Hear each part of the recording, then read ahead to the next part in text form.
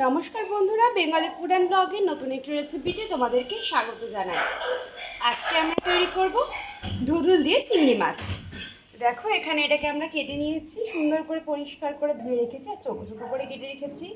আছে চিংড়ি মাছ, আদা কাঁচা লঙ্কা বাটা, বেশ কিছুটা পেঁয়াজ কুচি, সমস্ত রকম গুঁড়ো মশলা, লবণ, সরষের তেল। এদিকে কড়াই গরম বসিয়ে দিয়েছি। কড়াই পরিমাণ মতন তেল দিয়ে প্রথমে আমরা চিংড়ি মাছটা ভেজে নেব। সামান্য একটু তেল দিয়ে দিয়েছি। এবার ভালো করে এটাকে গরম করে এবারে চিংড়ি মাছটা ভেজে নেব। তেল আমাদের গরম হয়ে গেছে, চিংড়ি মাছগুলো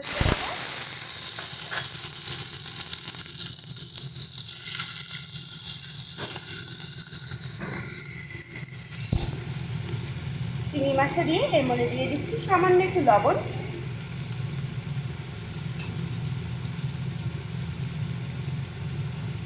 আর দিয়ে দেবো একটুখানি হলুদ গুঁড়ো।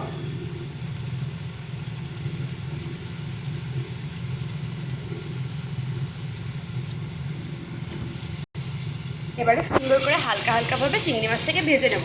চিংড়ি মাছ কিন্তু বেশি ভালো যাবে না, বেশি ভাজলে কিন্তু চিংড়ি মাছ শক্ত হয়ে যায়। দেখো, চিংড়ি মাছ একদম আমাদের সুন্দর মতন ভাজা হয়ে গেছে। এবার এটাকে আমরা নামিয়ে নিচ্ছি।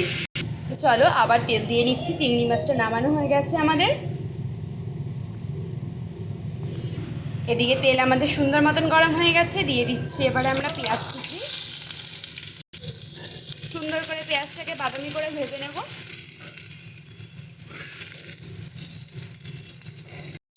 দেখো, পেঁয়াজগুলো একদম সুন্দর মতন আমাদের ভাজা হয়ে গেছে। এবারে আমরা এক এক করে দিয়ে দেব সমস্ত মশলাগুলো। বাটা মশলা দিয়ে দিচ্ছি পরিমাণ মতন কাঁচা লঙ্কা বাটা, আদা বাটা, হলুদ গুঁড়ো, ধনের গুঁড়ো, জিরে গুঁড়ো, সামান্য জিরে গুঁড়ো, একটু শুকনো লঙ্কা গুঁড়ো, আর দিয়ে দেবো স্বাদ মতো লবণ। সমস্ত কিছু দিয়ে এবার এইটাকে আমরা ভালো করে কষিয়ে নেব।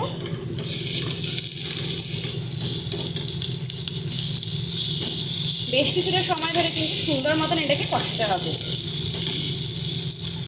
মশলাটা কষানোর সময় খুব সামান্য করে একটু জল দিয়ে দিচ্ছি। জল দিলে কিন্তু মশলাটা ছ্যাঁকা লাগবে না নিচে।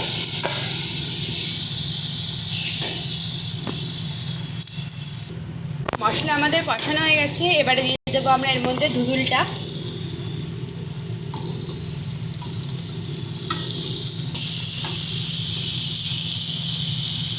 অল্প অল্প করে দিয়ে আমরা এটাকে কষিয়ে নিচ্ছি। দেখো, ধুধুলটা দিয়ে আমরা মিশিয়ে নিয়েছি। এবার ওপর দিয়ে দিয়ে দেবো ভেজে রাখা চিংড়ি মাছটা। ভেজে এটাকে আমরা ঢাকনা চাপা দিয়ে দেবো। চিংড়ি মাছটা দিয়ে দিচ্ছি।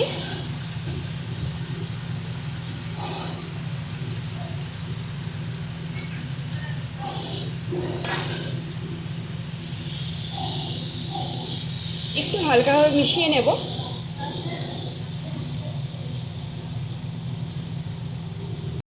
এবার এটাকে আমরা ঢাকনা দিয়ে দিচ্ছি। দেখো, ধুধুলটা থেকে কি সুন্দর একদম জল বেরিয়ে গেছে, আর ধুধুলটাও সুন্দর নরম হয়ে গেছে। এবারে এটাকে আরও বেশ কিছুক্ষণ আমরা এভাবেই ঢাকনা চাপা দিয়ে ভালো করে এটাকে নরম করে নেব।